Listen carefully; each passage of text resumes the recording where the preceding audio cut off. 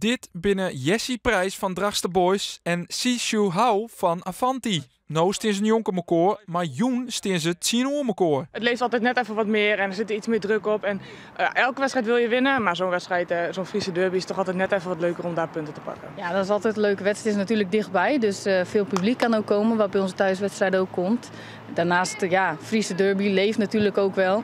En ja, uit het verleden is ook wel gebleken dat wij niet kansloos zijn tegen Drachtse Boys. Ik denk onder andere dat bij onze trainer best wel erg leeft. Die komt natuurlijk daar uit de buurt van Avanti, dus ja, hij kan er niet over zo hard voor krijgen als wij van verliezen van Avanti. Dus. En vorig jaar uit zijn we er onderuit gegaan, dus we hebben ook weer wat recht te zetten. Ik denk dat we dat vrijdag in de kleedkamer nog wel even te horen krijgen dat hij zoiets niet weer wil en dat we wel wat recht te zetten hebben. Ja. Op een kruifkoord op het Jereveen belibben we alvast een varprilke van de Frieske Zeelvoetbalderby. Succes. Succes.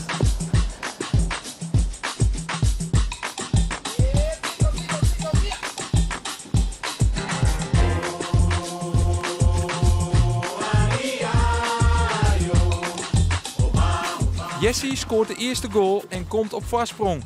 Maar haar club gaat het net helemaal goed. De Zeelvoetbalvrouwen van Drachtste Boys stenen jochende. We hebben best wel wat wisselingen, best wel een nieuw team dit jaar. Er zijn een aantal mensen gestopt, blessures, nieuwe mensen erbij. En dan merk je gewoon dat het even tijd kost voordat we weer de draai met z'n allen hebben gevonden.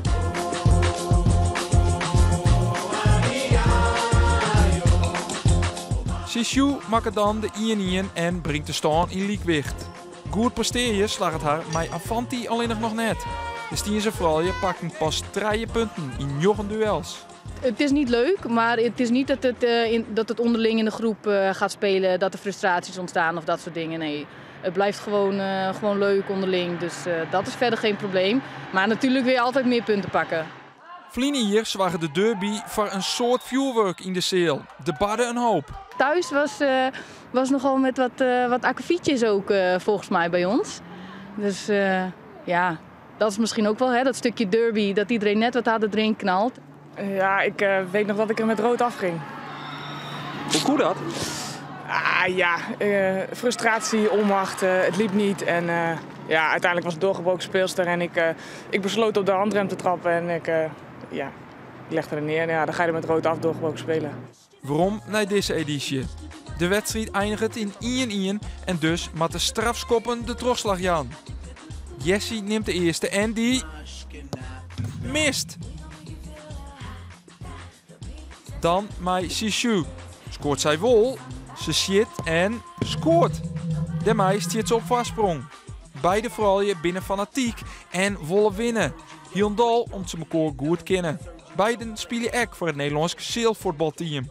Het is hartstikke leuk, het is ook heel leerzaam. Het niveau ligt echt een stuk hoger dan bij de club. Je speelt natuurlijk met de beste speelsters van de Eredivisie. Ja, dus dat is heel erg leerzaam. Het is sowieso een eer als je van voor Oranje mag uitkomen.